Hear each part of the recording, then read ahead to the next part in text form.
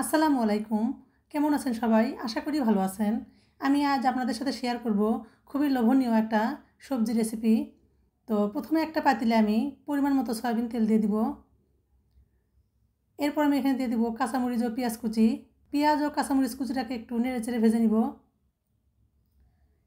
তারপর দিয়ে দিব চিংড়ি মাছ। এই চিংড়ি মাছগুলোকে আমি আগে কেটে বেছে পরিষ্কার করে ধুয়ে নিয়েছি।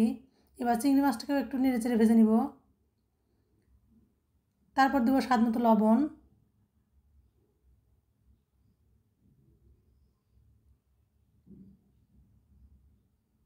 হলুদের গুঁড়া, আবারও নেড়েচেড়ে নিব।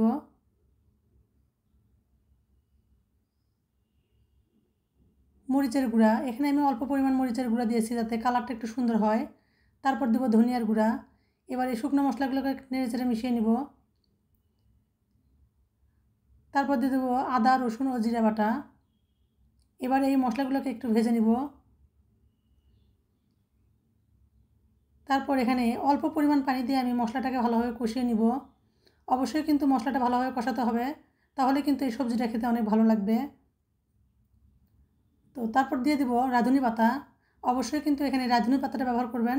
রাঁধুনি পাতাটা দিলে এই সবজিটা খেতে কিন্তু খুবই মজা লাগে। তো মশলাটা ভালোভাবে কষিয়ে নিব। যখন দেখবো এরকম তেলটা উপরে উঠে আসছে, তখন আমি এখানে দিয়ে দিব আলু, বেগুন, পটল ও ডাঁটা। এই সবজিগুলোকে আমি আগে থেকে কেটে বেছে পরিষ্কার করে ধুয়ে নিয়েছি।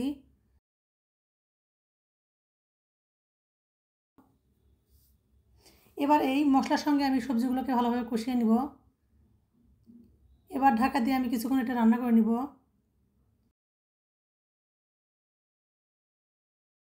এভাবে বেশ কয়েকবার ঢাকনাটা খুলে সবজিগুলোকে ভালোভাবে নেড়েচেড়ে কষিয়ে নিব। তো কষানো হয়ে গেলে সবশেষে এখানে আমি দিয়ে দেবো টমেটো। অবশ্যই কিন্তু টমেটোটা শেষের দিকে দিবেন, তাহলে টমেটোটা আস্ত থাকবে আর খেতেও ভালো লাগবে, আর গলে যাবে না টমেটোটা। তো টমেটো দিয়ে আমি নেড়েচেড়ে এখানে আমি দিয়ে দেবো গরম পানি। অবশ্যই ঝোলের জন্য কিন্তু গরম পানিটা দিবেন। যে কোনো ঝোল রান্না করার সময় গরম পানিটা ব্যবহার করলে কিন্তু ঝোলটা খেতে অনেক ভালো লাগে। তো পরিমাণ মতো গরম পানি দিয়ে এটা আমি ঢাকা দিয়ে রান্না করে নিব। সবজিটা হয়ে এসেছে। এটা এবার আমি নেড়েচেড়ে সবশেষে এখানে দিয়ে দেবো ভাজা জিরার গুঁড়া।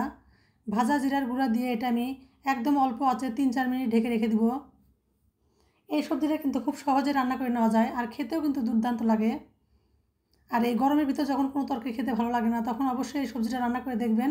শুধুমাত্র এই সবজিটা দিয়ে আপনি পেট ভরে ভাত খেয়ে নিতে পারবেন। আর কালারটা দেখে হয়তো বুঝতেছেন কতটা সুন্দর ও লোভনীয় হয়েছে। আর এই সবজিটা খেতেও কিন্তু অনেক মজা হয়। আপনারা এভাবে একবার রান্না করে দেখবেন। ভালো লাগলে লাইক, কমেন্ট, শেয়ার করে পাশে থাকবেন। আল্লাহ হাফেজ।